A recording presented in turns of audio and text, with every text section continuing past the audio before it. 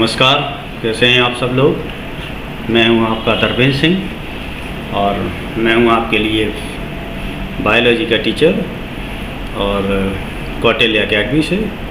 तो आप पढ़ने जा रहे हैं आज अपनी टेक्स्ट बुक का second chapter, reproduction in the flowering plant, sexual reproduction in flowering plant. Sexual reproduction in flowering plant second chapter है आपकी टेक्स्ट बुक में और सीबीएसई के पॉइंट ऑफ व्यू से एक इम्पॉर्टेंट चैप्टर भी है। तो इसको आप अगर ध्यान से पढ़ते हैं, समझते हैं तो you will score good marks in your examination.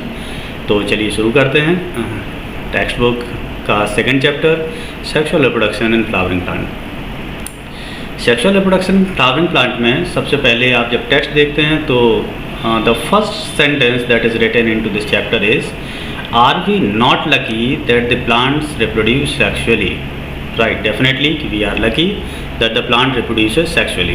Plants जो हैं वो सेक्सुअली रिप्रोड्यूस करते हैं and the consequences of the sexual reproduction in the plants basically are in the form of outcome, the outcome like the seeds, the outcome like the fruits, the outcome like the flowers.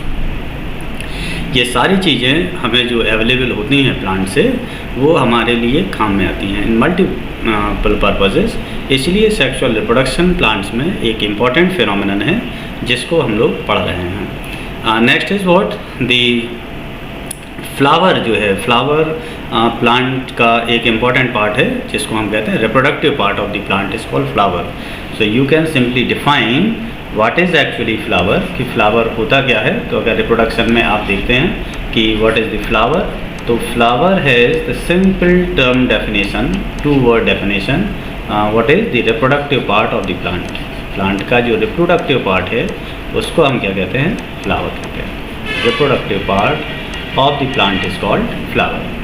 Why is this called the reproductive plant? Because rest of the part of the plants are vegetative part of the plant, जैसे कि root है, stem है और leaf है। तो root is the underground part of the plant जिसका काम होता है वाटर और मिनरल का एब्जॉर्प्शन करना। इसके बाद जो अबव ग्राउंड पार्ट है दैट इज़ स्टेम। स्टेम का काम होता है वाटर और मिनरल जो एब्जॉर्ब किया गया है उसको प्लांट के अपर पार्ट तक कंडक्शन करना।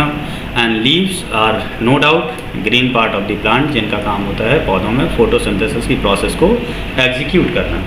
फोटोसिंथेसिस की जो प्रोसेस होती है that is responsible for the formation of the food. इतना आप लोग जनरली सभी लोग जानते हैं, बट हमें यहाँ इस चैप्टर में मतलब केवल किससे है, फ्लावर से मतलब है। तो हमें ये जानना होगा कि फ्लावर एक्चुअली जो है उसकी मॉर्फोलॉजी क्या है, उसकी एनाटॉमी क्या है।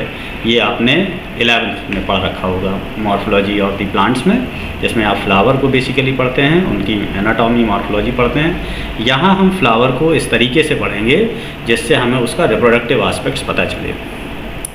तो flower a fascinating organ of the angiosperm, ये स्टेटमेंट है कि flower is a fascinating organ of angiosperm. Reason कि human beings have had an intimate relationship with flowers. Humans का फ्लावर के साथ में सिंस द टाइम इमेमोरियल, मतलब आज की बात नहीं है, ये बहुत टाइम से ह्यूमंस का फ्लावर के साथ में एक रिलेशनशिप मेंटेन है। एक टाइम से हम लोग फ्लावर को कई तरह से उसका यूज़ करते हैं, कई तरह से उसका हमसे एक रिलेशन मेंटेन है। जैसे आप इसको समझ सकते हैं कि how the flower is the having significance in our day to days life. जैसे basically flower has the aesthetic value. हम एक सर्किल कर दिया हमने कि flower has aesthetic value, flower has ornamental value, flower की अपनी एक ornamental value, flower has social value, flower has religious value, flower has cultural value. ये 5 पॉइंट ऐसे हैं जो हमें फ्लावर का सिग्निफिकेंस बताते हैं। How the flower has aesthetic value. Aesthetic value से मतलब होता है कि आप फ्लावर को आपकी लाइफ में रिस्पेक्टफुली आप उसको कैसे देखते हैं। तो आपने देखा होगा कि फ्लावर का यूज़ जो हम लोग करते हैं अपनी लाइफ में या as an application of the flower क्या है कि अगर आप रिलीजियस प्रोसेसेस में देखें तो आप फ्लावर को गॉड के प्रति ऑफरिंग्स में इस्तेमाल करते हैं, आप उसको समर्पित करते हैं और ये एक्सपेक्ट करते हैं कि God will be happy in your this process. आपकी इस प्रोसेस से ईश्वर को आपसे एक इंटीमेसी होगी। तो फ्लावर का एक एस्थेटिक वैल्यू हो गया ये। आप किसी को रिस्पेक्ट शो करना चाहते हैं तो उसकी गार्लैंडिंग करते हैं आप, या उसको फूल फ्लावर्स जो है वो ऑफ़र करते हैं। तो ये क्या हुआ, that is the aesthetic significance of the flower. तो इस तरह से फ्लावर का एक एस्थेटिक वैल्यू भी है जिसको हम लोग अपनी लाइफ में आज से नहीं, एक टाइम से जो है इसका इस्तेमाल करते आए हैं। Second is what, the ornamental value of the flower. Flower का एक ऑर्नामेंटल वैल्यू है, यानी कि फ्लावर को हम एक टाइम से सजाने की प्रोसेस में इसका इस्तेमाल करते हैं, इसको हम ऑर्नामेंटेशन कहते हैं। तो flower is ornamental in nature. Flower कैसा होता है, ऑर्नामेंटल नेचर का होता है, यानी कि आप शादी समारोहों में देखें तो फ्लावर्स का इस्तेमाल होता है, आप घर के बर्थडे सेलिब्रेट कर रहे हो तो फ्लावर्स का इस्तेमाल आप करते हैं, या कोई भी डेकोरेटिव अगर प्रोसेस है या डेकोरेटिव कोई काम आपके घर में हो रहा है या आसपास कहीं भी हो रहा है तो you must have observe the use of the flower. आपने फ्लावर का इस्तेमाल वहाँ देखा होगा। सिमिलरली फ्लावर है द सोशल वैल्यू। सामाजिक रूप से भी कितने भी फंक्शंस होते हैं, सेमिनार्स होते हैं, पॉलिटिकल प्रोसेसेस होती हैं या पॉलिटिकल कोई फंक्शन हो रहा है, everywhere the flower is being utilized, वहाँ भी आप फ्लावर का ही इस्तेमाल देखते हैं। Flower as religious value, you see there are lot of temples, mosque, church and many things. जितने भी रिलीजन से जुड़ी हुई ये कंसर्न हैं, रिलीजन से जुड़े हुए जो ये प्लेसेस हैं, all the religious places are utilizing these flowers just to please their God.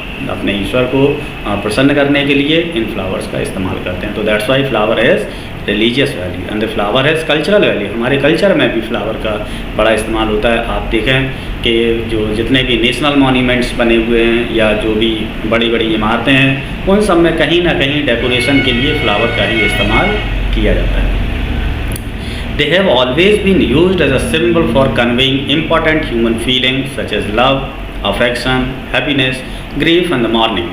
इन सब को एक्सप्रेस करने के लिए हमने क्या है, फ्लावर का ही इस्तेमाल करते हैं। इसमें अगर आपको लव या अफेक्शन से संबंधित फीलिंग्स को एक्सप्रेस करना है तो no doubt flowers are the good object जिनका आप इस्तेमाल करते हैं। आप अपनी खुशी का इजहार करना चाहते हैं, दुख का इजहार करना चाहते हैं, शोक है, कोई प्रताड़ना है, तो उन सब में भी आप फ्लावर का ही इस्तेमाल करते हैं। तो that's why we can claim that the flowers are the fascinating organs of angiosperm. Angiosperm में फ्लावर जो है एक फैसिनेटिंग ऑर्गन है।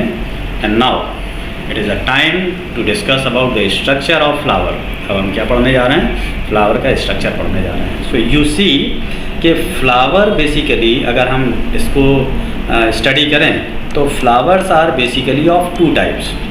One type of flower is called complete flower. एक तो हम इसको कह सकते हैं फ्लावर कैसा होता है, कंप्लीट होता है।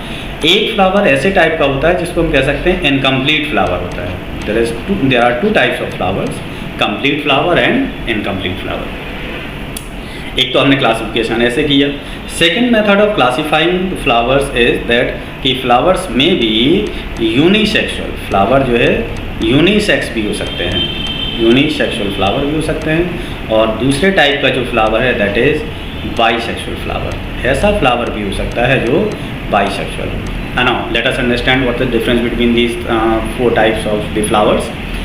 देखिए, flower has four essential whorls. जब आप फ्लावर को स्टडी करते हैं तो फ्लावर में चार इंपॉर्टेंट वॉल्स होती हैं जिनको हम एक टर्म से आपको समझा देते हैं कि flower has outer most wall called calyx first, second is called corolla and third is called stamen and fourth is called pistil.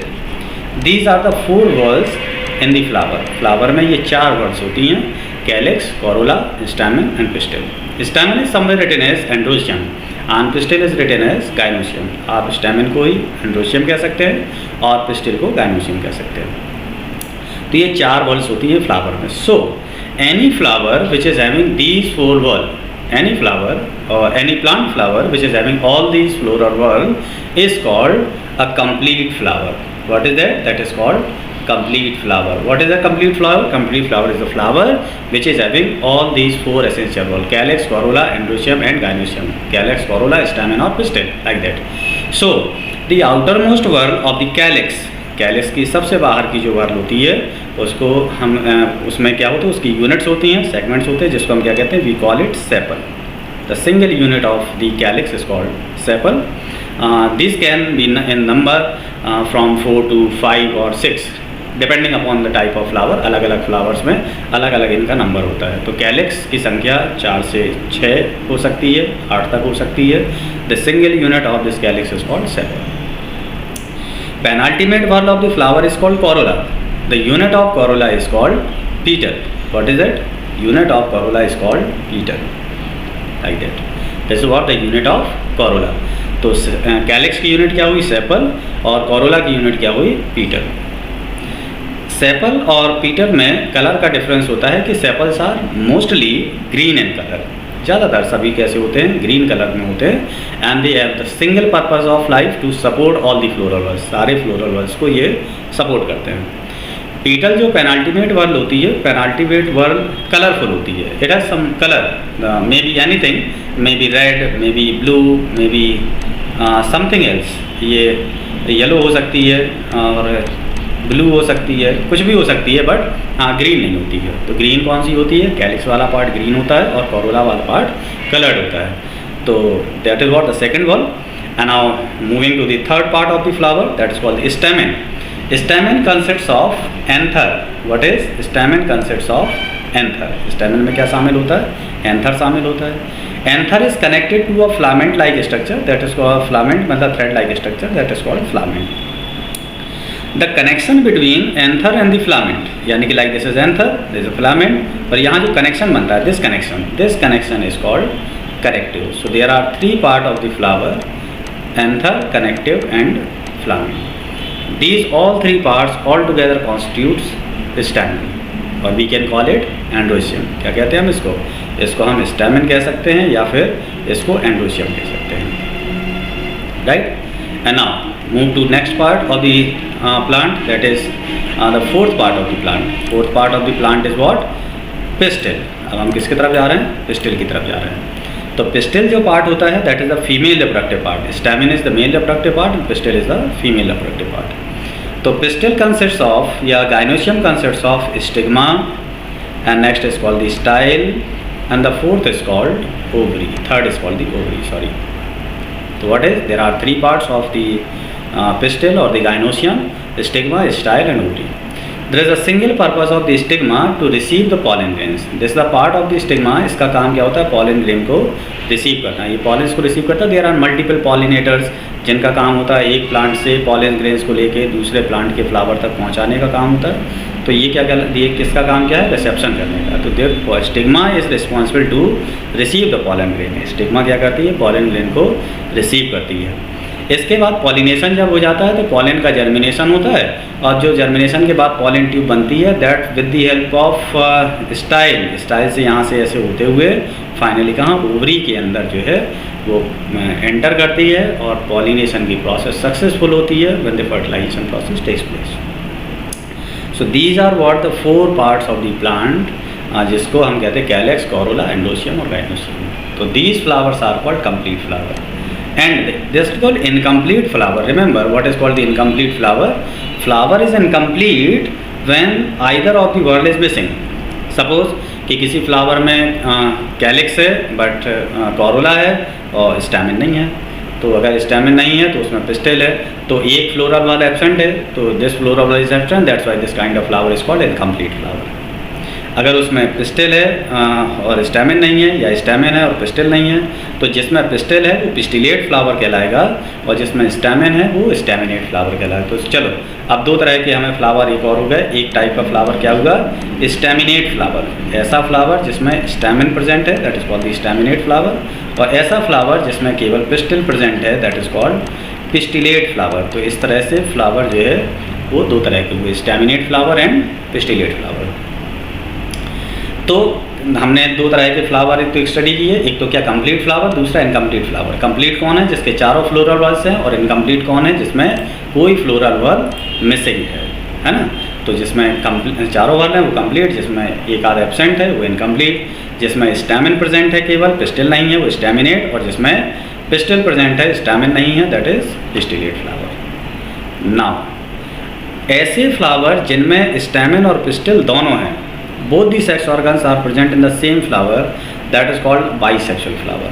उसको क्या कहते हैं हम? बाइसेक्सुअल फ्लावर कहते हैं। और जिनमें केवल एक ही सेक्स है, either of the sex is present, या तो स्टेमेन या फिर पिस्टिल, तो that is called unisexual flower. तो ऐसे फ्लावर जिनमें एक ही सेक्स है वो यूनिसेक्सुअल है, और ऐसे फ्लावर जिनमें दोनों ही सेक्सेस हैं वो बाइसेक्सुअल फ्लावर होते हैं। तो this is what the description of the flower इस। मुझे पूरा यकीन है कि आपको बात समझ में आ गई होगी और आपने फ्लावर को अच्छे से समझ लिया होगा।